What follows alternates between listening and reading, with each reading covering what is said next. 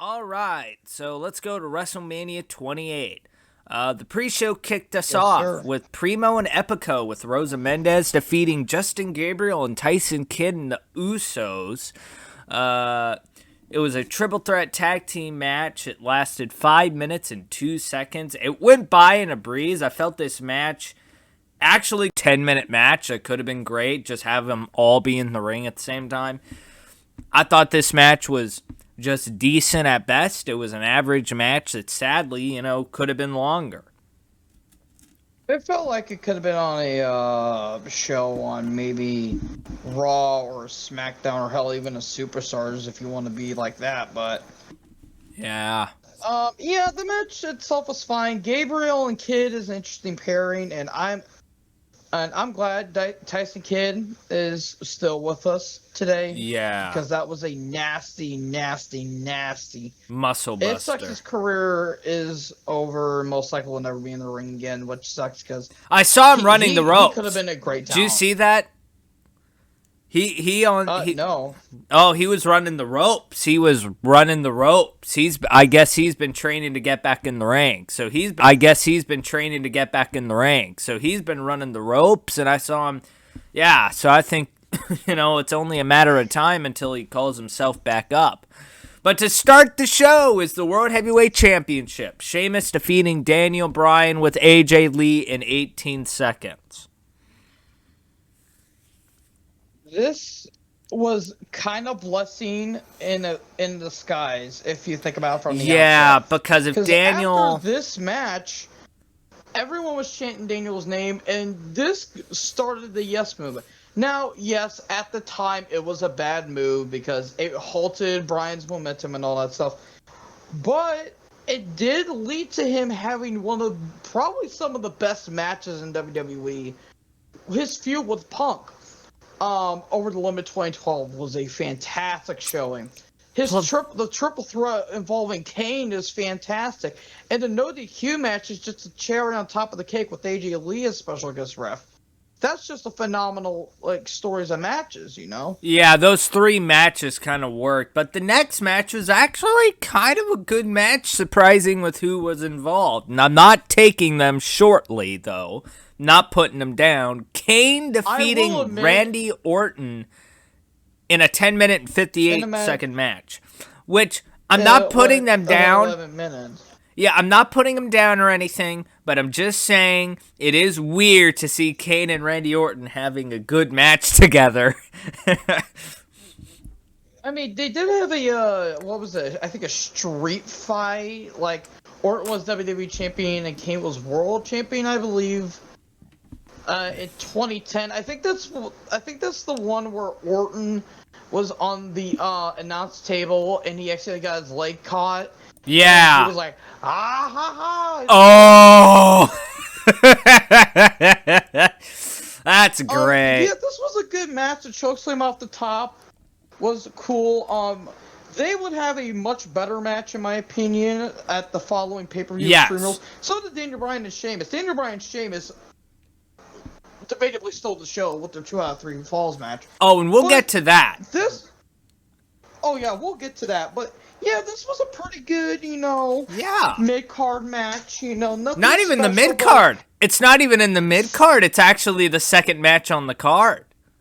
Well, one of the openers. But yeah, this was a fun match. Two legends. Soon to be legends, but 2 of them. Orton was still was still motivated, all that stuff, and Kane proving that he still has what it takes, even though he just got out and embraced the hate storyline, which that was fucking stupid. But anyways, move on to the next match now, shall we? Oh, you're gonna love it. The Big Show defeated Cody Rhodes for his moment in a 5-minute and 19-second match. This is for the Intercontinental Championship. I know we haven't gotten into storylines for people, but a lot of people should know this stuff. But for you younger kids out there, Big Show had never won a match at WrestleMania. And there was actually a montage clip leading up to the match where Cody was saying, Big Show never got his moment, showing clips of him losing at Mania, like the Fatal 4-Way from Mania 2K or Mania 2000, Yeah. Mania 19. He wasn't at 18. He lost in the handicap. Cena. He lost to Akebono, which we should never talk about because we should never see Big Show in a thong. Big Show actually got his Mania moment. He won a Mania match. They screwed that up. He won at Mania 22 along with Kane in the opening match against the Masters of Cool for the tag titles. See, that's still a badass name. That's still a cool name. Masters of Cool. And then they show clips of Big Show. Big Show's won 3 matches at Mania. He won Mania 22, and he won at Mania. 4 matches actually. Won Mania 22, Mania 26, and then Mania 27, and then he won this match. He should not have won this match. I felt like Cody should have broken the Honky Tonk Man's record. Yeah, I mean, the thing is that, with that, they have Cody here lose, but then immediately win the belt like 4 weeks later at Extreme Rules. In a tables match that was, I think, longer than this match, I think. And it was the way Big Show lost. His leg got drop kicked. He was on the apron and his foot went through a table and he lost. Well, and then Big Show just beat the shit out of Cody afterwards. Well, let me go here for a second and just look at the thing. No, actually, it was shorter, 4 minutes and 37 seconds. This was the longer match, but it doesn't really matter because both matches suck dick. All right, next match. Beth Phoenix and Eve Torres lose to Kelly and Maria Menounos. Yes, Maria Menounos, the extra TV host. She was the correspondent for Today. And beautiful woman, by the way. She looks beautiful. She's a very beautiful woman here, and she's wearing these nice tights. So if you remember, they do what was it? The stink face on Eve Torres. That was nice. But other than that, this match sucked. The only good thing about this match was Beth and Eve, actually, because they were really carrying this fucking match. Look, Kelly's been gets a lot of flack for not having being good in the ring. To be fair, she really wasn't really trained a lot. They just threw her in the ring and expected her to do what the other women were doing.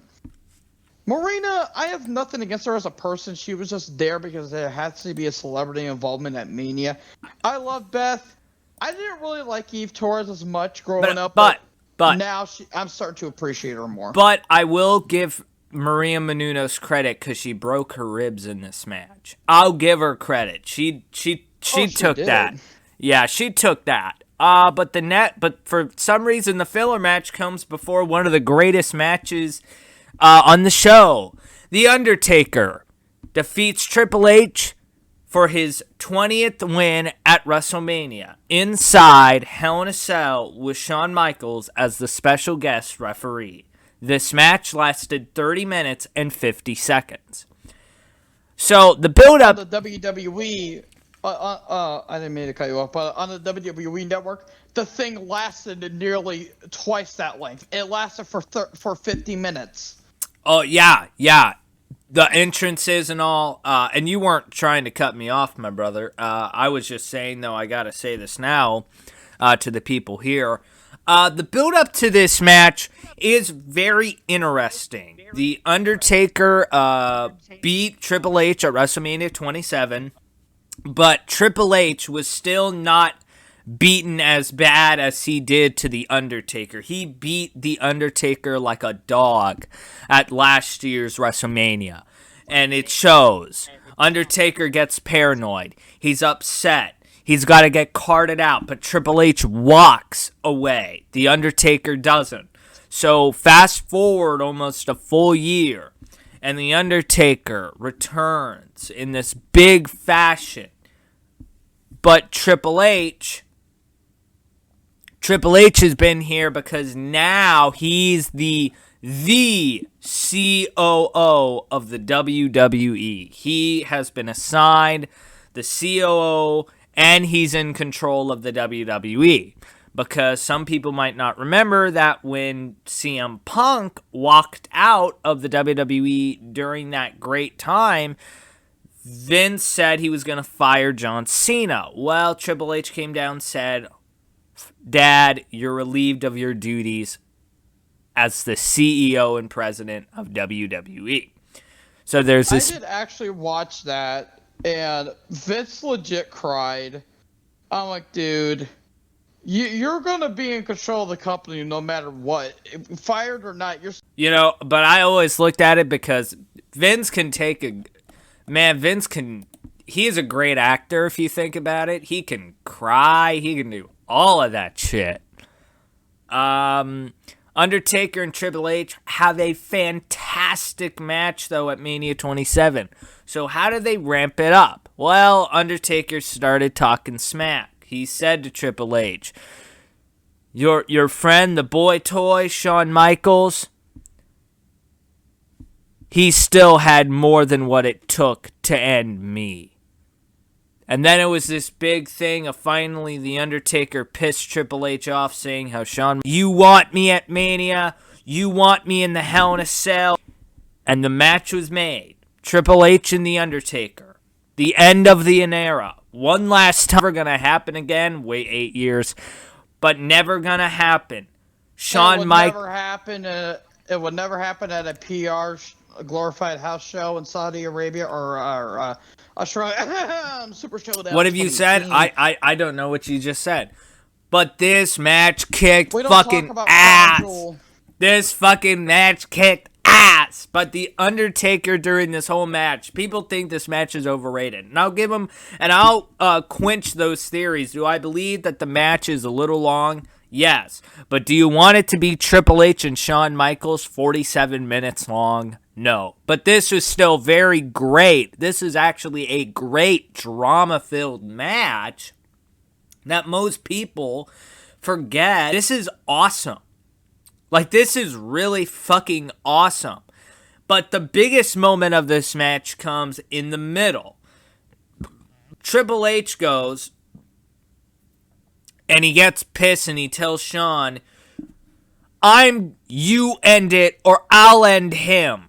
So finally, the Undertaker shoves Shawn Michaels away, and he gets Triple H up on his shoulders to go for the tombstone, but Michaels super kick, sweet chin music, then out from behind, kicks him in the gut, pedigree, 1, 2, and as close as you fucking could scientifically, kick out right close to the 3, and it's one of those moments that you could never forget. Shawn did count 3. If you look at it, it looks like Shawn counted 3.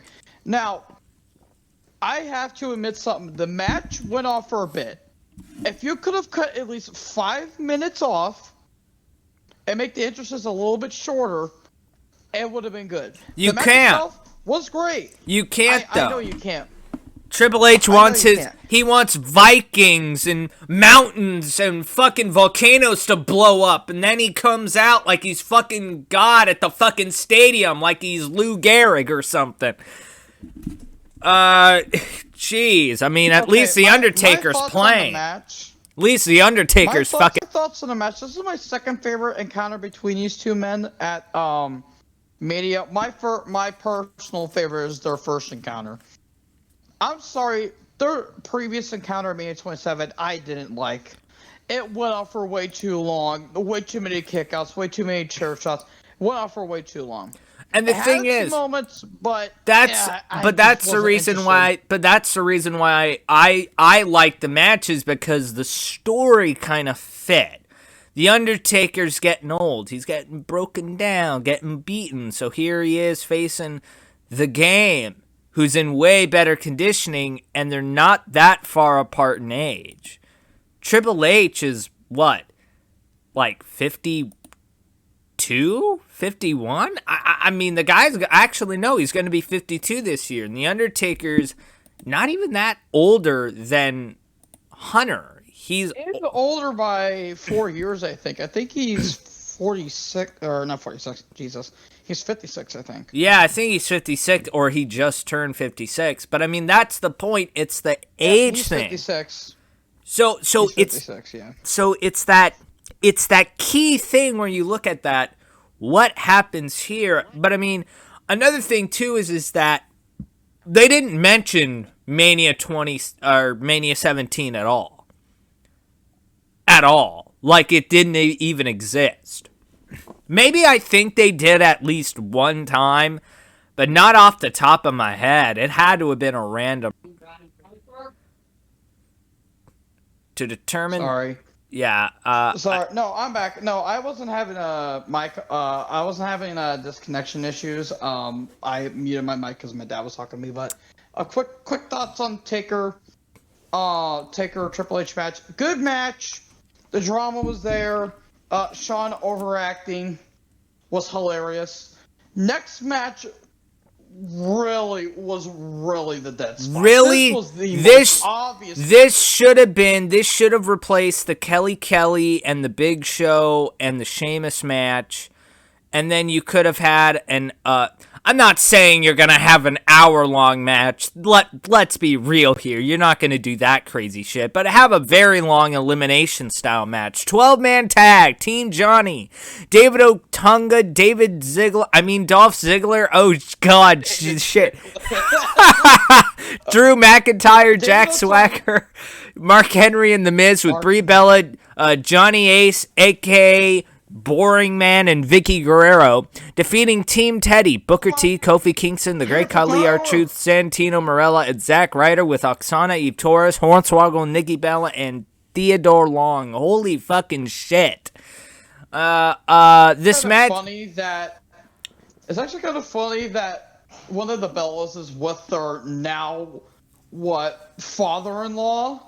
Yeah. That's just baffling. Because if you guys don't know, Johnny Ace is married. The only thing that's memorable. Blows. Yeah, this match blows. This was not a good match, and you could have had a 25-minute match. And I get it, people don't like long matches, but for a tag match with these kind of high stakes, and you would think, okay, let's have a 25-minute match. There was no drama in this match. No. It was a legit brain fart. Well, no drama. Well, right. I mean, there was no drama, but like if you had a 25-minute match and you put more on the fact that the managers like Brie and John and Vicky are trying to cheat, but Oksana, Eve, Hornswoggle, Nikki, and Theodore are trying to win, you could have something there, and you could leave it up to the two young guys in this match, Dolph Ziggler and Kofi Kingston. You could have a great match there and have, Dolph zigzag him or whatever, 1, 2, 3, and Johnny wins, but the match goes home happy. But after the match is really where it becomes memorable. Eve Torres at this point had dated Zack Ryder. In storyline, they had this thing of Zack was fucking Eve. And basically what happened is during this... I didn't really blame Zack because Eve was kind of attractive. And the funnier thing is that they somehow stayed friends, even though Eve was kind of fucking around with Cena at the time and trying to get, sympathy. That's what I was going to say, though. What happened was, everybody, that they started dating in December or January of 2012. And basically, because Kane was trying to attack her,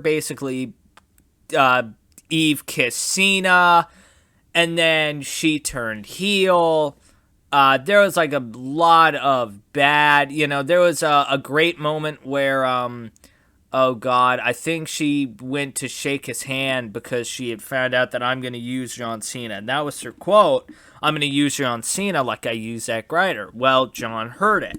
Well, this great fucking moment happened where with... Broski for a hoski. That's one of the best lines. I traded a broski for a hoski. And then one of the greatest lines he ever fucking said which was, and I'll never forget, she goes out to shake her hand, and he says, "I'm disease-free. I'd like to keep it that way." God damn, that is mean. Mean. Okay, but he basically goes and low blows Zack Ryder. But the next match, memorable thing from the match. Next match should have main evented. I could have. Well, from a personal standpoint, yes. For a drawing standpoint, I think Cena and Rock was the better option. I mean, but if you think about it, next year, if he would have said Punk should have been in the main event next year, I would 100% agree with that. We didn't need to see Cena Rock too. But this next match is amazing. Punk versus Jericho These two had fantastic chemistry. They fucked this match over, though, because I said this before. You know, Royal Rumble 2003, Kurt Angle, Chris Benoit. Great match, right? Well, it's only 19 minutes long. Well, here's a match that could have gone on longer and done way better if it was longer. 22 minutes, 23 seconds. CM Punk defeats Chris Jericho by submission. Had Punk been disqualified, he would have lost the WWE title. The build-up to this storyline happened in January when Chris Jericho ended the world and came back to Monday Night Raw.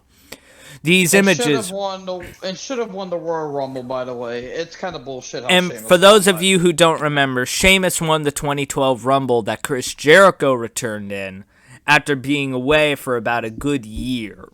So here's Jericho CM Punk and calls him a wannabe. He calls him a fake, a fraud. Calls him fraudulent, says, "You're stealing my identity. You're stealing what I am." So it's this Chris Jericho who's, older, he's 8 years older than CM Punk, and here these two are having, that are about to clash in one of the best match on the card on the terms of wrestling. I love the build. This is one of my favorite Jericho feuds. Jericho was a egotistical but this feud was brilliant. If you guys don't know what the feud is, he was trying. It's kind of like what Punk was doing with Raven back in ROH in 03. When I think Raven was sober, straight edge, and Punk was being the prickhead heel and saying, "I'm not a drinker, I'm straight edge," and all that stuff. And they have their dog collar match. I think it was Death Before Dishonor, I believe. But we're getting off the topic here. Basically, CM Punk is now still the young guy, but here's Chris Jericho trying to play a Raven character. Your mom's a drunk. Your dad's a drunk. Your sister's a drug addict.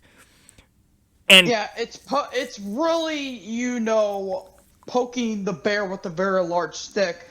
And I'll never forget the whole build up is just awesome. It's like kind of like a little watered down version of Malenko versus Jericho. Because the feud went off for a couple months. But Jericho and Malenko went up for 6, I believe, because if you guys don't know what happened back in WCW in 98, I believe. Was it 98? It was 98. Yeah, 98. Malenko's father had passed away, and Malenko had to take some time off to mourn the passing of his dad.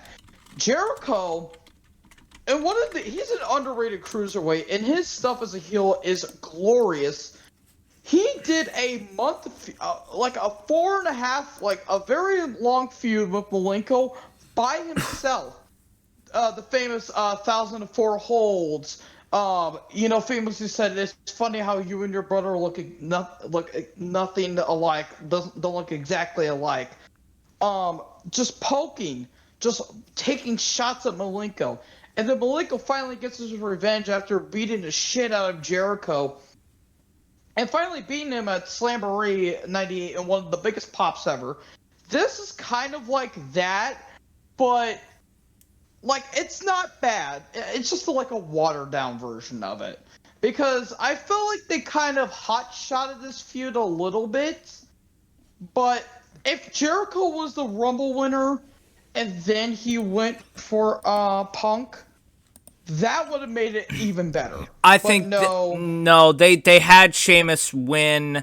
I get it, put it on the new guy. But this match was still an incredible match. We'll go over our ratings, folks. We do Jim Cornette star ratings from -5 to +5 on the basis of pure talent, rulings, settings, match quality, match length, or not even match length, but well, we'll go into that later. But the main event, the greatest main event in the past 10 years, Rock defeats John Cena in a half-an-hour match, the greatest built match in WrestleMania history.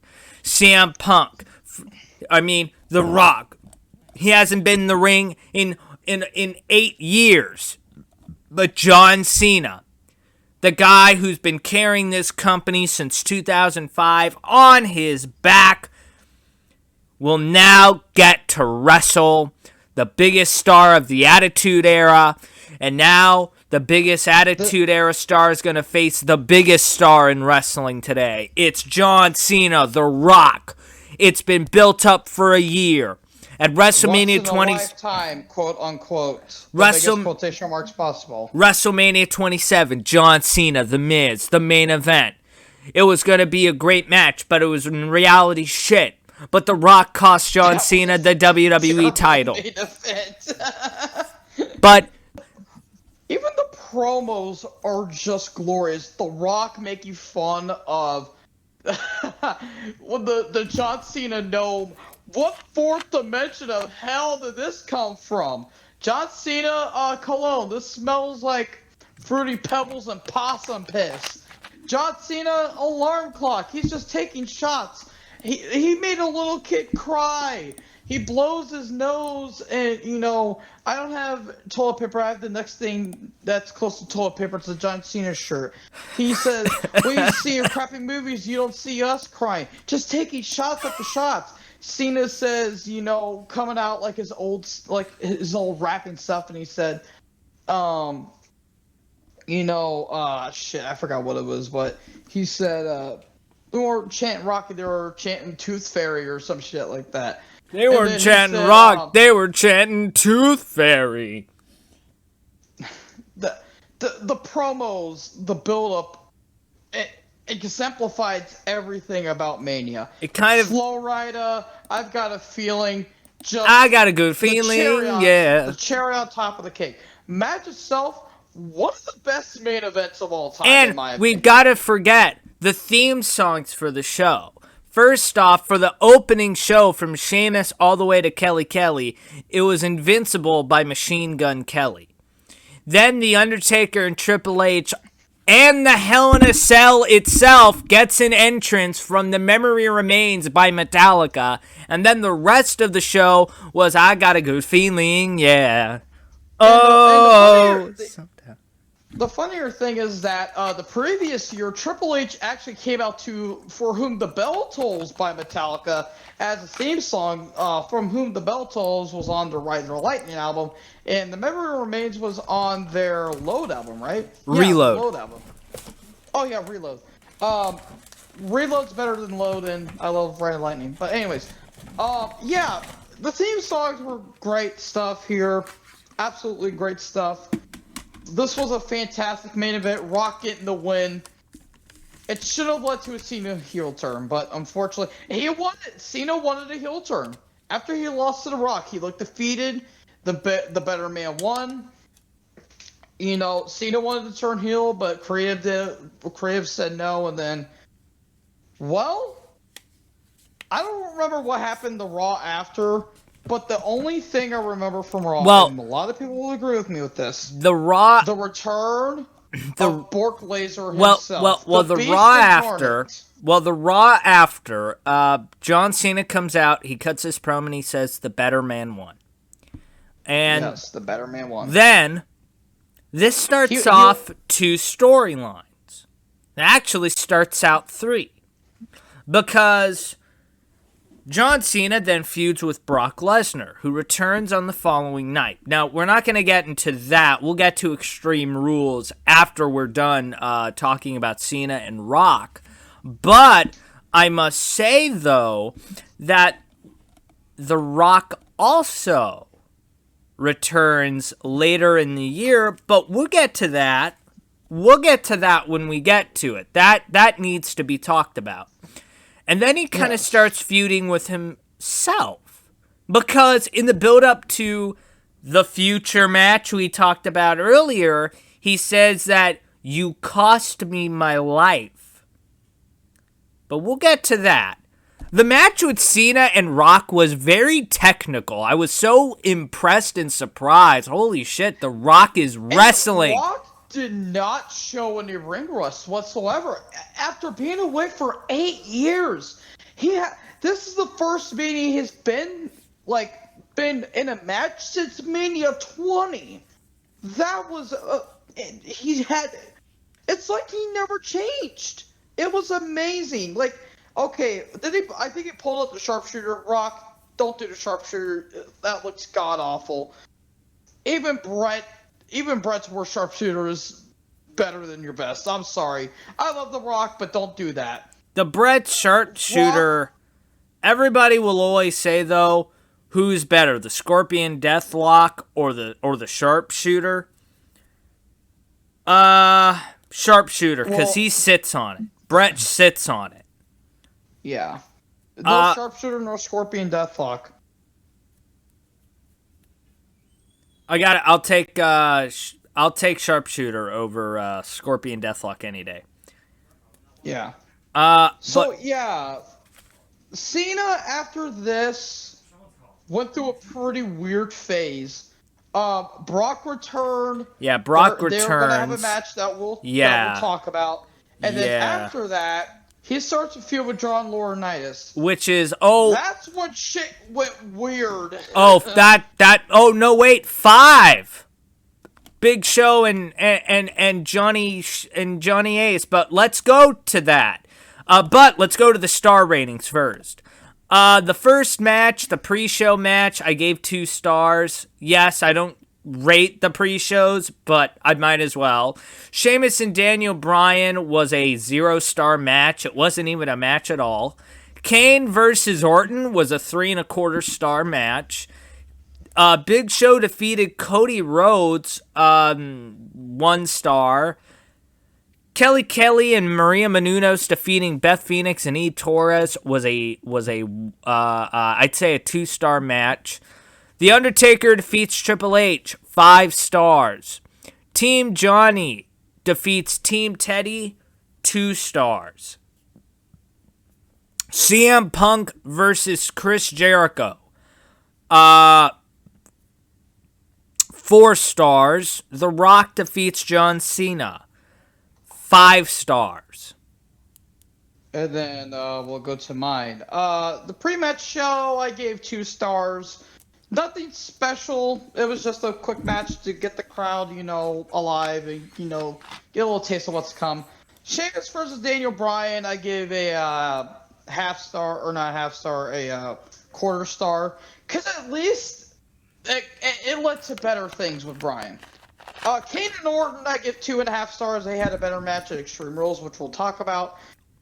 Big Show defeated Cody for the IC title. I gave it 1.5. Cody should have won. The women's tag match, Kelly and Menounos defeated Beth and Eve. I gave it 1. It was just kind of there. Credit to Menounos for going out there with busted ribs.